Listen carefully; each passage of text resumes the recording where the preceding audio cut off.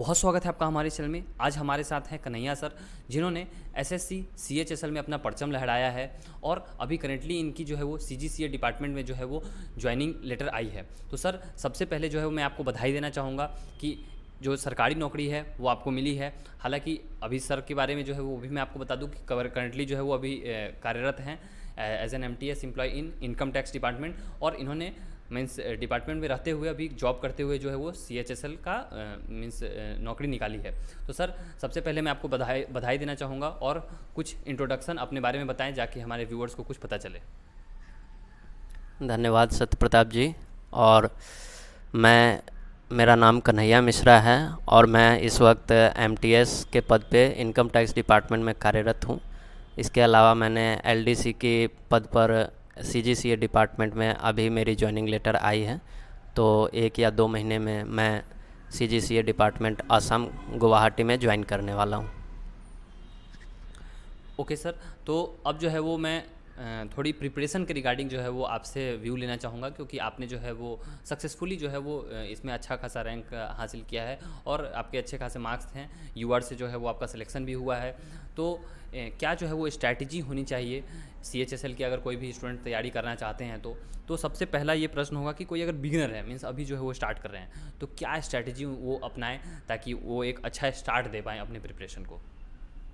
देखिए, यदि आप बिगनर हैं तो सबसे पहले तो आप 1 या 2 मॉक देखकर परीक्षा के पैटर्न को समझ लें अच्छे से कि किस प्रकार के प्रश्न पूछे जाते हैं, और उसके बाद आप अपने कोर्स को कंप्लीट करने का प्रयास करें। करीब 6 महीने, लगभग 70 या 80% जब तक आपका कोर्स सिलेबस कंप्लीट ना हो जाए तब तक आप मॉक ना बनाएं। शुरुआत में 1 या 2 मॉक आप सिर्फ पैटर्न देखने के लिए प्रयोग करें और उसके बाद आप अपने सिलेबस को कंप्लीट करने पे ध्यान दें। सिलेबस जब आपका 70 to 80% कंप्लीट हो जाए उसके बाद आप मॉक बनाना शुरू करें और धीरे धीरे करके सिलेबस भी कंप्लीट करें और मॉक बनाते रहें। इससे आप निरंतर अगर ऐसा करते रहेंगे तो निश्चित तौर पे आप सफल होंगे। बहुत बहुत धन्यवाद सर। और इसके बाद जो है वो नेक्स्ट प्रश्न आता है कि टीयर 1 की प्रिपरेशन जो होती है तो वो बहुत ही एक तरह से जो है वो छांटने वाला प्रिपरेशन है, क्योंकि यहाँ पे जो है वो बहुत सारे स्टूडेंट्स अप्लाई करते हैं 10 लाख 15 लाख, और उसमें से बहुत ही कम का जो है वो सिलेक्शन होता है। तो टीयर 1 के लिए प्रिपरेशन कैसे करें, इसके बारे में पूरा डिटेल जो है वो एक्सप्लेनेशन दें, क्योंकि ये बहुत ही इंपॉर्टेंट है। पहला ही चरण है, अगर इसमें नहीं हुआ तो आगे नहीं हो पाएगा, कुछ भी आगे आप नहीं बढ़ पाएंगे। तो इसके बारे में पूरा डिटेल एक्सप्लेनेशन दें और कि कोई भी आने वाले जो स्टूडेंट हैं उनको हेल्प मिल पाए।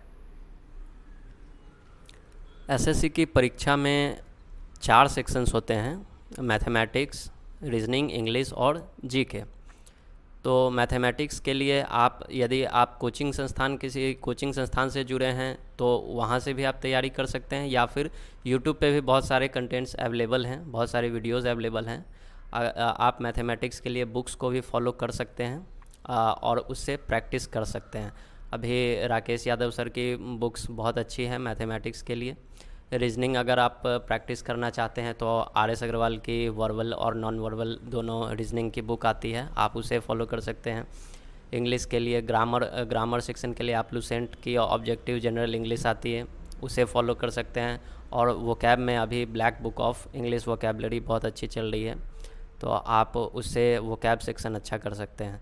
इसके अलावा जीके के लिए जीके में आप कोशिश करें कि जो भी चीज़ें आप याद कर रहे हैं उसे आप ट्रिक बनाकर ट्रिक के फॉर्म में आप उसे प्रयोग करें। ये जैसे यदि आप किसी का नाम याद कर रहे हैं तो उस नाम के किसी व्यक्ति को आप जान रहे हों तो आप यूँ समझ लीजिए कि उस पद पे वही व्यक्ति कार्यरत हैं।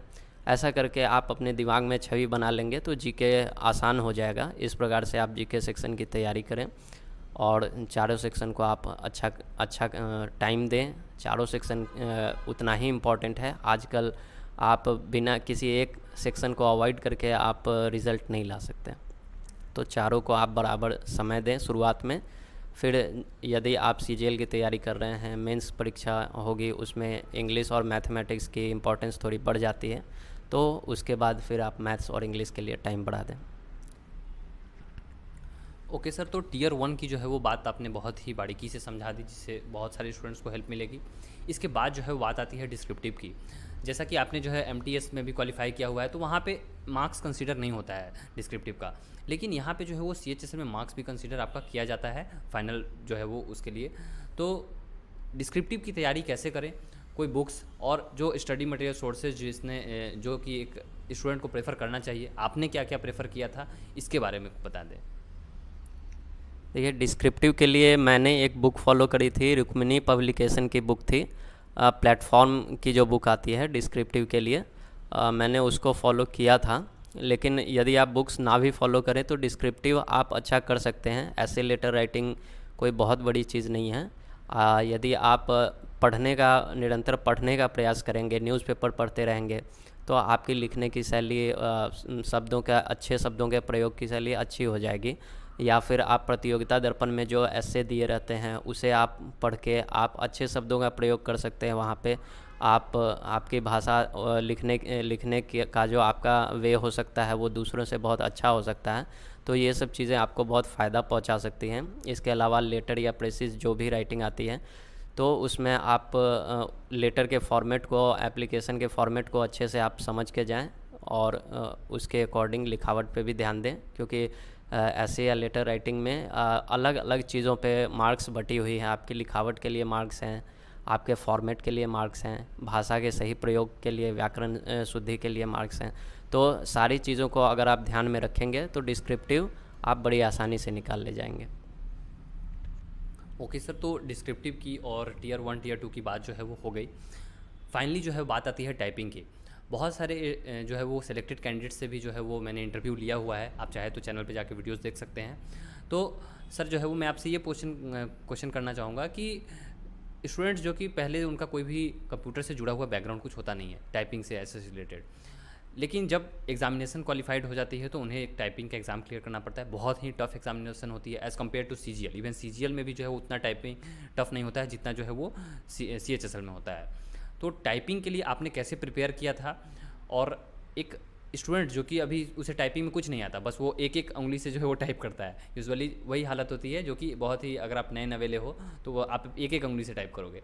तो टाइपिंग के लिए जो है वो स्पीड भी इंपॉर्टेंट है, एक्यूरेसी भी इंपॉर्टेंट है। तो इसका पूरा जो है वो स्टार्टिंग कैसे करना चाहिए, फ्लुएंसी ये सभी कैसे लानी चाहिए, इसके बारे में जो है वो टिप्स दे दें आप। देखिए, टाइपिंग में प्रैक्टिस बहुत ज़रूरी है, क्योंकि यदि आपने एग्ज़ाम क्वालिफाई कर भी लिया, आपने टाइपिंग में अगर अच्छा प्रदर्शन नहीं किया तो आपका सिलेक्शन नहीं होगा। और एलडीसी में टाइपिंग आपकी 35 वर्ड पर मिनट की रिक्वायरमेंट होती है। तो 35 वर्ड पर मिनट के लिए आप पहले से ही, शुरुआत से ही जब आप तैयारी कर रहे हो तो मैं कहूँगा कि आप आधे घंटे कम से कम डेली आप टाइपिंग की प्रैक्टिस किया करो। और जब आपकी डिस्क्रिप्टिव और टीयर 1 और टीयर 2 एग्ज़ाम आपके कंप्लीट हो जाए, आपके रिज़ल्ट अच्छे आ जाएं, तो आप टाइपिंग के टाइमिंग को आप बढ़ा दो। आधे घंटे से आप घंटा, 1.5 घंटा कर दो। और एक बार यदि फिंगर्स को आपके याद हो गया, आपके फिंगर्स को ये चीज़ याद हो जाना चाहिए कि कौन सी कीज़ कहाँ है। अगर ऐसा एक बार हो गया, फिर धीरे धीरे स्पीड बड़ी तेज़ी से बढ़ती है। तो आप 45-50 की स्पीड तक भी पहुंच सकते हो यदि आप प्रैक्टिस कर रहे हो। 4 से 5 महीने में आराम से आप 45 से 50 की स्पीड तक पहुंच सकते हो, जबकि रिक्वायरमेंट 35 की होती है। तो मैंने CHSL 2017 में भी टाइपिंग बहुत अच्छे से क्वालिफाई किया था, और 18 में भी मैंने अच्छे से क्वालिफाई किया, और विथ मिनिमम एरर। मेरे 1% भी एरर नहीं थे, मतलब 0.31% एरर था, और 0.67 मेरे CHSL 17 में एरर थे। तो एरर फ्री आप मारने की शुरुआत में कोशिश करो। स्पीड थोड़ी कम भी हो तो चलेगी, लेकिन धीरे धीरे जब आप प्रैक्टिस करते रहेंगे तो आपकी स्पीड बढ़ जाएगी, लेकिन आप एरर पे ध्यान ज़्यादा दो शुरुआत में। ओके सर, तो तीनों टीयर की जो है वो बात आपने बता दी। एक बार जो है वो क्विक वे में जो है आप बता दें कि कौन कौन सी जो है वो बुक्स हैं जो कि रिक्वायर्ड हैं टीयर 1 के लिए और टीयर 2 के लिए। देखिए, बुक्स के लिए मैंने पहले भी बताया है कि मैथमेटिक्स के लिए आप राकेश यादव सर के बुक्स को आप फॉलो कर सकते हो। यदि आप किसी दूसरे बुक्स को भी फॉलो करते हो तो बुरा नहीं है, दूसरे बुक्स भी मार्केट में अच्छे हैं, लेकिन मैं अपने पर्सनल एक्सपीरियंस से बता रहा हूँ। मैंने जिस बुक को फॉलो किया था, तो राकेश यादव सर के बुक्स आप मैथमेटिक्स के लिए कर सकते हो। रीजनिंग के लिए आप अजय चौहान की बुक भी ले सकते हो या आर एस अग्रवाल की बुक भी ले सकते हो, दोनों ही अच्छी हैं। और इंग्लिश के लिए आप लूसेंट की ऑब्जेक्टिव जनरल इंग्लिश फॉलो कर सकते हो, या फिर एस बी बख्शी की भी बुक आती है उसे भी फॉलो कर सकते हो ग्रामर के लिए। और वोकैब के लिए आप black book of English vocabulary में बहुत अच्छा कंपाइलेशन प्रीवियस ईयर्स का है, तो वर्ड्स घूम फिर के उतने ही आते हैं, तो आप ब्लैक बुक से बहुत अच्छा आप प्रिपेयर कर सकते हो वोकैब के लिए। और जीके के लिए मैंने आपको पहले ही बताया, लूसेंट आप ट्रिकी वे में पहले तो जो भी याद कर रहे हैं, करेंट अफेयर्स याद कर रहे हैं, तो आप जीके के लिए स्पीडी का वार्षिकांक फॉलो कर सकते हैं, ट्रिकी वे में याद करने की कोशिश करें, और लूसेंट का जीके भी फॉलो कर सकते हैं। ओके सर, तो अब जो है वो पूरी डिटेल में आपने जो है वो तीनों चरणों की बात बता दी। और कुछ जो है वो स्टूडेंट ऐसे होते हैं जो प्रीवियस ईयर को निगलेक्ट करते हैं, वो सोचते हैं कि बस इसका क्वेश्चन एक बार देख लेते हैं और ये काफ़ी होगा, लेकिन उसे अटेम्प्ट करना भी बहुत ज़्यादा ज़रूरी है। और mock test, previous year test series, इसका क्या इंपॉर्टेंट रोल होता है, और आपने जो है वो अपने प्रिपरेशन के दौरान इसका कहाँ कहाँ से लगाया था, और एक स्टूडेंट के लिए जो है वो कौन कौन से बेटर ऑप्शन हो सकते हैं, वो थोड़ा बता दें। देखिए, प्रीवियस ईयर तो वाकई बहुत इम्पॉर्टेंट है, बिना इसके आप समझ ही नहीं सकते कि क्वेश्चन किस प्रकार के आ रहे हैं या किस लेवल के आ रहे हैं। तो शुरुआत में ही आप जब आप मॉक लगाना शुरू करते हैं उस समय आपको सबसे पहले प्रीवियस ईयर पे ही जाना चाहिए। प्रीवियस ईयर मॉक यदि आप लगा लेते हैं तो आपके लिए चीज़ें आसान हो जाती हैं। इसके बाद यदि आप मॉक टेस्ट प्रैक्टिस करना चाहते हैं तो टेक्स्ट बुक पे संख्या कंपटीशन थोड़ा ज़्यादा होता है, क्योंकि अच्छे क्वांटिटी ऑफ स्टूडेंट्स रहते हैं, तो आप ज़्यादा से ज़्यादा उसमें आप मॉक दें।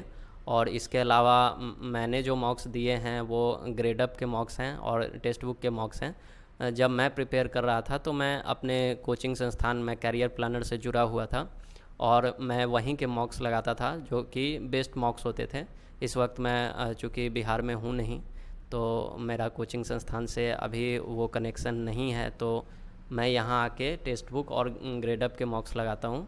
तो आप भी यदि आप बिहार में हो तो आप करियर प्लानर से जुड़ सकते हो, अगर आप नहीं हो तो आप टेक्स्ट बुक या ग्रेड अप इसको फॉलो कर सकते हो। ओके सर, तो आपने जो है अभी तक बहुत ही महत्वपूर्ण जानकारी दी। इसके बाद जो है वो एक नेक्स्ट क्वेश्चन रहता है कि सभी स्टूडेंट्स जो है वो ना तो फुल्ली ऑनलाइन में जो है वो जा पाते हैं और ना ही पूरी तरह से ऑफलाइन में ही वो ऐसे जगह पे होते हैं कि उन्हें पूरा सोर्स मिल पाए। तो ऑनलाइन और ऑफलाइन में कौन सा बेटर है और कहाँ कहाँ से जो है वो आप अच्छी अच्छी चीज़ें उठाएं ताकि प्रिपरेशन में जो है वो हेल्प मिल सके, तो इसके बारे में बताएं कि ऑनलाइन और ऑफलाइन हेल्प तो दोनों का ही लेना है। तो इसको आपने जो है वो कौन कौन से यूट्यूब चैनल्स और भी बहुत सारी वेबसाइट्स हैं, बहुत सारे प्लेटफॉर्म्स हैं, तो वो भी बता दें, और आपका ऑफलाइन इन सभी का एक्सपीरियंस कैसा रहा ये भी बताएं। देखिए, तैयारी में ऑनलाइन और ऑफलाइन दोनों का ही समावेश होना चाहिए, दोनों ही इक्वली इम्पॉर्टेंट हैं। जब मैं तैयारी करता था तो मैं अलायंस क्लब से जुड़ा हुआ था। कैरियर प्लानर में एक अलायंस क्लब प्लेटफॉर्म है जो हमारे सर ने प्रोवाइड कराया था, जिसमें कि चुन के बच्चे लिए जाते थे, उनका एग्ज़ाम और इंटरव्यू के बाद उसमें सिलेक्शन होता था। तो उसमें जो ग्रुप रहता था वहाँ ऑफ़लाइन हमारी स्टडी होती थी, ऑफ़लाइन मॉक बनते थे और सारे डिस्कशंस भी ऑफ़लाइन होते थे। तो उस ग्रुप का मेरा अनुभव तो बहुत अच्छा रहा है। तो इस हिसाब से ऑफ़लाइन की इम्पोर्टेंस बहुत ज़्यादा है। ऑनलाइन में आप जो भी आपकी कमज़ोरी है, जहाँ पे भी आप कमज़ोर पड़ रहे हो, जो वीक सेक्शन है, आप ऑनलाइन उसको दूर कर सकते हो बड़े आसानी से। ऑनलाइन थोड़ा सा इतना आसान नहीं होता, लेकिन आपको अच्छे कंटेंट मिल जाते हैं। तो ऑफ़लाइन और ऑनलाइन कहीं ना कहीं दोनों का समावेश होना चाहिए, मुझे ऐसा लगता है। ओके सर, तो आपने जो है वो बहुत ही बारीकी से सब चीज़ें बता दी। अब जो है वो थोड़ी सी मैं आपसे टिप्स लेना चाहूँगा टाइम मैनेजमेंट के रिलेटेड, क्योंकि टाइम मैनेजमेंट बहुत ज़रूरी होता है during preparation and during examination also. और ड्यूरिंग प्रिपरेशन जो है वो अगर आप एक क्वेश्चन में अटक रहे हो तो आप 10 मिनट समय दे भी सकते हो, लेकिन एग्जामिनेशन में अगर वैसा आप करते हो तो आप एक तरह से पाप कर रहे हो, क्योंकि वो आपको डुबाएगा ही, वो आपको ऐसा नहीं है कि एग्ज़ाम क्वालिफाई कराएगा। तो दोनों के लिए टाइम मैनेजमेंट कैसे करें, और भी बहुत सारे स्टूडेंट होते हैं जो कि बहुत सारे एग्जामिनेशंस के लिए अप्लाई करते हैं, तो समय निकाल पाना, बचा पाना, और कुछ कुछ ऐसे भी, चूँकि अब CHSL की बात है तो कुछ स्टूडेंट ऐसे भी होते हैं जो कि कहीं ना कहीं हायर स्टडीज़ भी करते रहते हैं। तो इसके लिए टाइम कैसे निकाला जाए ताकि एक अच्छा जो है वो स्कोर कर पाएँ आप Tier 1 और Tier 2 में? देखिए, यदि आप एसएससी की परीक्षाओं की तैयारी कर रहे हैं तो आप पहले ये देखें कि आपके रिक्वायरमेंट क्या है। यदि आप बड़े स्तर पे तैयारी कर रहे हैं, सीजीएल की तैयारी कर रहे हैं, तो आप देखेंगे मैथ्स या इंग्लिश की इम्पोर्टेंस थोड़ी ज़्यादा है, तो आपको टाइम भी उसके अकॉर्डिंग ही देना होगा। मैथ्स और इंग्लिश को आप ज़्यादा समय देंगे, लेकिन इसका ये मतलब नहीं कि आप रीजनिंग या जीके को इग्नोर कर दें, क्योंकि यदि आप किसी एक सेक्शन को आजकल छोड़ते हैं तो आप रिज़ल्ट तो कभी नहीं ला पाएंगे। मतलब आप सिलेक्शन तो नहीं ले पाएंगे, रिज़ल्ट भले ही आ जाए, लेकिन चारों सेक्शन इंपॉर्टेंट हैं। लेकिन अगर आप सीजीएल की तैयारी कर रहे हैं तो मैथ्स और इंग्लिश को थोड़ा ज़्यादा समय देंगे। अगर आप एमटीएस पे ध्यान दे रहे हैं या सीएचएसएल पे ध्यान दे रहे हैं तो चारों सेक्शन की इम्पोर्टेंस इक्वल हो जाती है। आप चारों पे ध्यान दें, और ड्यूरिंग प्रिपरेशन आप ये ऐसे टाइम दे सकते हैं, अच्छा क्वालिटी टाइम दें किसी भी सब्जेक्ट पे। और उसके बाद जब आप एग्ज़ाम हॉल में हैं तो आपको ये ध्यान रखना है कि जीके या इंग्लिश पे आप ज़्यादा टाइम वेस्ट ना करें, क्योंकि मैथ्स और रीजनिंग के लिए आपको टाइम बचाना होगा। तो आप किसी एक क्वेश्चन पे, जीके पे या ज़्यादा इंग्लिश पे ज़्यादा ना सोचें, और मैथ्स और रीजनिंग को पूरा टाइम दें, क्योंकि वो स्कोरिंग सब्जेक्ट होते हैं। और जितना ज़्यादा आप मॉक लगाते रहेंगे, मॉक ज़्यादा से ज़्यादा आप लगाएं, उससे आपको खुद ब खुद टाइम मैनेजमेंट का आपको पता चलता जाएगा कि हमें कितना टाइम कहाँ देना चाहिए। मॉक लगाने से आप ये सारी चीज़ें दूर कर पाएंगे। ओके सर, तो आपने जो है वो अभी तक बहुत ही वैल्यूएबल पॉइंट्स ऐड किया है।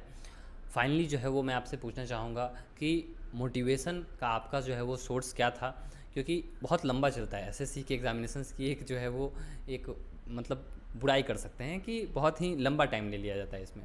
तो मोटिवेशन का सोर्स क्या रहना चाहिए, और फाइनल कोई टिप्स जो कि आप आने वाले स्टूडेंट्स को देना चाहें? देखिए, सबसे पहले तो धैर्य बना के रखें। यदि एसएससी के प्रिपरेशन कर रहे हैं तो धैर्य रखना बहुत ज़रूरी है, क्योंकि वो प्रोसीजर में ही है, उनके प्रोसीजर में ही समय ज़्यादा डिले रहता है। तो इसमें आपका कोई दोष नहीं है। आप तैयारी करें, आप अपने आप को कमज़ोर ना समझें। यदि एक दो बार विफल भी हो गए तो कोई बात नहीं, क्योंकि मैं भी कई बार विफल हुआ हूँ। आप तैयारी करते रहें।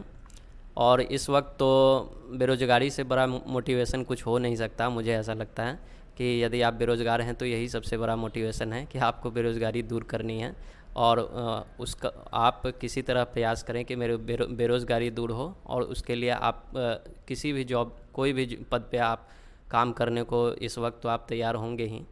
तो मेरा जो मोटिवेशन था, मैं जब ऑफ़लाइन तैयारी करता था, मेरे दोस्त जितने भी थे उनसे मैं सीखता था।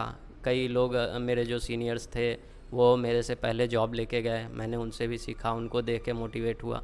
तो जो भी सीनियर्स जो विभिन्न पदों पे काम कर रहे हैं, विभिन्न विभागों में काम कर रहे हैं, मेरे जान पहचान के, वो सारे मेरे मोटिवेशन हैं। ओके सर, तो फाइनली जो है वो एक बार मैं आपको फिर से बधाई देना चाहूँगा कि आपकी जो है वो अब ज्वाइनिंग होने वाली है, और कहीं ना कहीं आप भी जो है वो अभी सीजीएल की तैयारी कर रहे हैं। तो आगे जो है भविष्य में आप परचम लहराएं, और ऐसे ही जो है वो गाइडेंस देते रहें हमारे व्यूवर्स को, ताकि उनको भी हेल्प मिलती रहे। और आपने अपना कीमती समय निकाला स्टूडेंट्स के लिए, तो एक बार बहुत बहुत धन्यवाद हमारे चैनल पे आने के लिए।